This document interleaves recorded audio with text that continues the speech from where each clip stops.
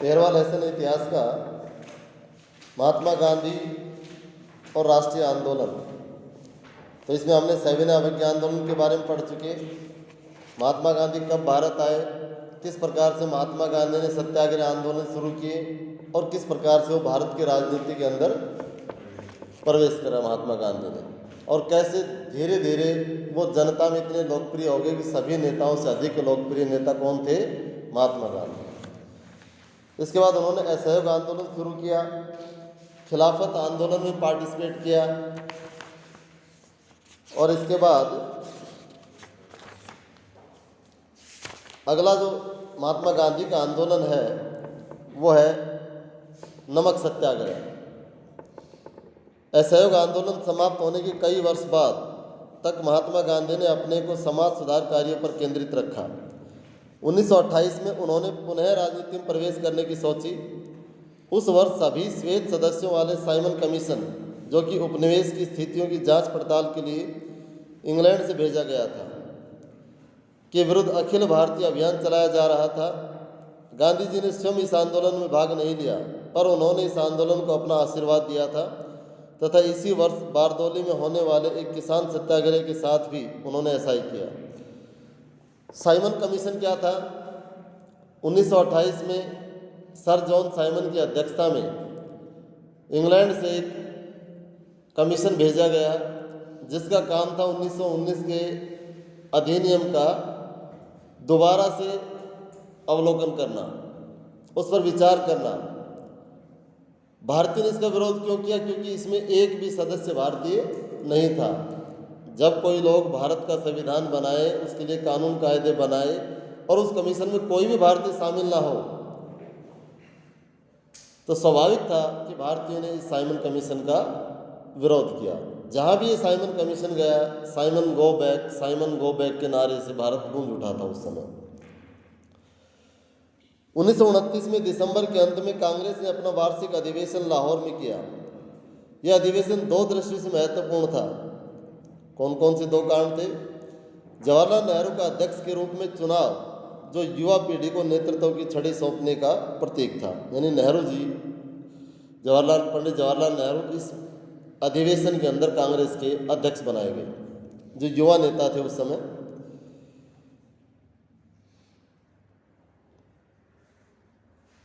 और पूर्ण स्वराज अथवा पूर्ण स्वतंत्रता की घोषणा। पहली बार पूर्ण स्वतंत्रता की घोषणा 1929 के लाहौर अधिवेशन में की गई थी। अब राजनीति की गति एक बार फिर बढ़ गई थी। 26 जनवरी 1930 को विभिन्न स्थानों पर राष्ट्रीय ध्वज फहराकर और देशभक्ति के गीत गाकर स्वतंत्रता दिवस मनाया गया। यानी पहला स्वतंत्रता दिवस 26 जनवरी 1930 को मनाया गया था। अब गणतंत्र दिवस 26 जनवरी को मनाते हैं। हमारा जो संविधान है उसे 26 जनवरी को लागू किया गया था। 26 जनवरी 1950 को लागू किया गया था, लेकिन हमारा संविधान बनकर तैयार हो गया था 26 नवंबर 1949 को। लेकिन हमने 26 जनवरी को क्यों लागू किया इसे? क्योंकि 26 जनवरी जो तिथि थी वो हमारे लिए बहुत ही महत्वपूर्ण तिथि थी। क्यों? कि 1930 से 26 जनवरी को हम स्वतंत्रता दिवस मनाते आ रहे हैं। इस तिथि को ध्यान में रखते हुए, इस यादगार को ध्यान में रखते हुए हमने अपना संविधान भी 26 जनवरी 1950 को लागू किया, और उस दिन से हम गणतंत्र दिवस मनाते आ रहे हैं। अभी हमने कौन सा गणतंत्र दिवस मनाया है? 73वां गणतंत्र दिवस मनाया है।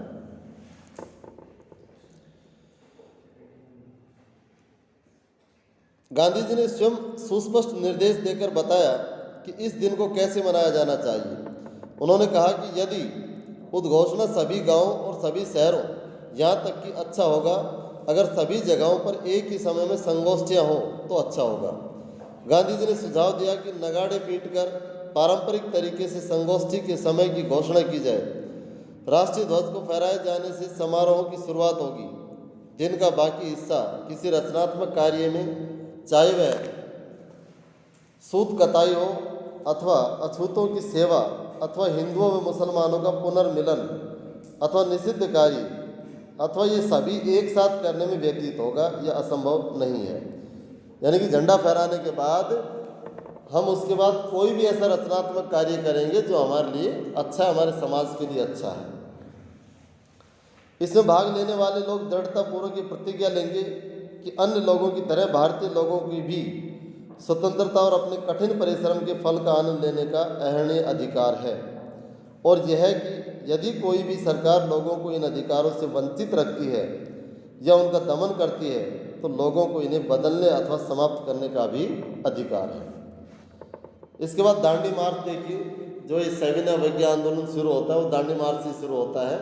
दांडी मार्च क्या था कि महात्मा गांधी अपने साबरमती आश्रम से अपने 78 वॉलंटियरों के साथ दांडी के लिए नमक बनाने के लिए निकल पड़े। और गांधी जी ने नमक को ही क्यों चुना? क्योंकि नमक आम जनता यूज करती है, देश का हर नागरिक यूज करता है, और नमक उस समय कौन बनाता था? ब्रिटिश कंपनी बनाती थी, उनका एकाधिकार था, नमक पर टैक्स लगाया हुआ था। इसलिए गांधी जी ने नमक को एक ऐसा साधन चुना जिससे कि आम जनता इस आंदोलन से जुड़ सके। स्वतंत्रता दिवस मनाए जाने के तुरंत बाद महात्मा गांधी ने घोषणा की कि वे ब्रिटिश भारत के सर्वाधिक घृणित कानूनों में से एक, जिसने नमक के उत्पादन और विक्रय पर राज्य को एकाधिकार दे दिया है, को तोड़ने के लिए एक यात्रा का नेतृत्व करेंगे।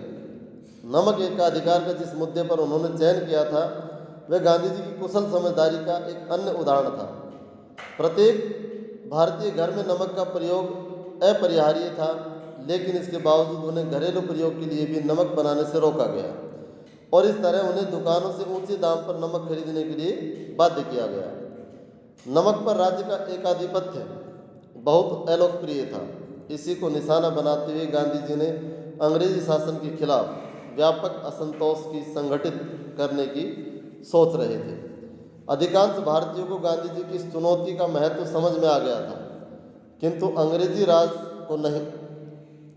हालांकि गांधी जी ने अपनी नमक यात्रा की पूर्व सूचना वायसराय लॉर्ड इरविन को दे दी थी, किंतु इरविन उनकी इस कार्रवाई के महत्व को न समझ सके। 12 मार्च 1930 को गांधी जी ने साबरमती में अपने आश्रम से समुद्र की ओर चलना शुरू किया। 3 हफ्तों बाद वे अपने गंतव्य स्थान पर पहुंचे जहां पहुंचना था। वहां उन्होंने मुट्ठी भर नमक बनाकर स्वयं को कानून की निगाह में अपराधी बना दिया। इसी बीच देश के अन्य भागों में समांतर नमक यात्राएं आयोजित की गई।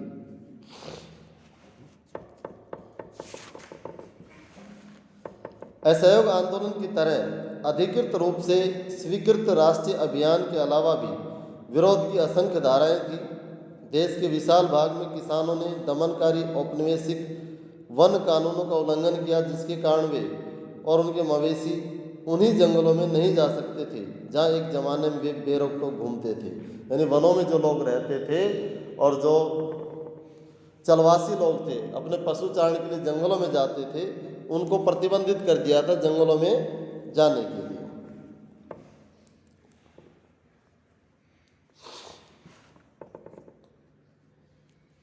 कुछ कस्बों में फैक्ट्री कामगार हड़ताल पर चले गए, वकीलों ने ब्रिटिश अदालतों का बहिष्कार किया और विद्यार्थियों ने सरकारी शिक्षा संस्थानों में पढ़ने से इनकार कर दिया। 1920-22 की तरह इस बार भी गांधी जी के आह्वान ने तमाम भारतीय वर्गों को औपनिवेशिक शासन के विरुद्ध अपने असंतोष व्यक्त करने के लिए प्रेरित किया। जवाब में सरकार असंतुष्टों को हिरासत में लेने लगी। नमक सत्याग्रह के सिलसिले में लगभग 60,000 लोगों को गिरफ्तार किया गया। गिरफ्तार होने वालों में गांधी जी भी थे। समुद्र तट की ओर गांधी जी की यात्रा की प्रगति का पता उनकी गतिविधियों पर नज़र रखने के लिए तैनात पुलिस अफसरों द्वारा भेजी गई गोपनीय रिपोर्टों से लगाया जा सकता है। इन रिपोर्टों में रास्ते के गांवों में गांधी जी द्वारा दिए गए भाषण भी मिलते हैं, जिनमें उन्होंने भारतीय स्थानीय अधिकारियों से आह्वान किया था कि वे सरकारी नौकरियां छोड़कर स्वतंत्रता संघर्ष में शामिल हो जाएं। वसना नामक गांव में गांधी जी ने ऊंची जाति वालों को संबोधित करते हुए कहा था कि यदि आप स्वराज के हक में आवाज़ उठाते हैं तो आपको अछूतों की सेवा करनी पड़ेगी। सिर्फ नमक कर या अन्य करों के खत्म हो जाने से आपको स्वराज नहीं मिल जाएगा। स्वराज के लिए आपको अपनी उन गलतियों का प्रायश्चित करना होगा जो आपने अछूतों के साथ की है। स्वराज के लिए हिंदू, मुसलमान, पारसी और सिख सबको एकजुट होना पड़ेगा। ये स्वराज की सीढ़ियाँ हैं। पुलिस के जासूसों ने अपनी रिपोर्ट में लिखा था कि गांधी जी की सभाओं में तमाम जातियों की औरत मर्द शामिल हो रहे हैं।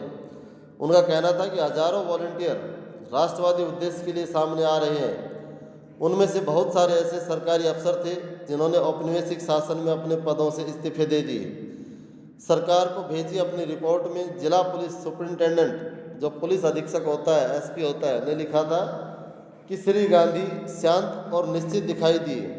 वे जैसे जैसे आगे बढ़ रहे हैं उनकी ताकत बढ़ती जा रही है।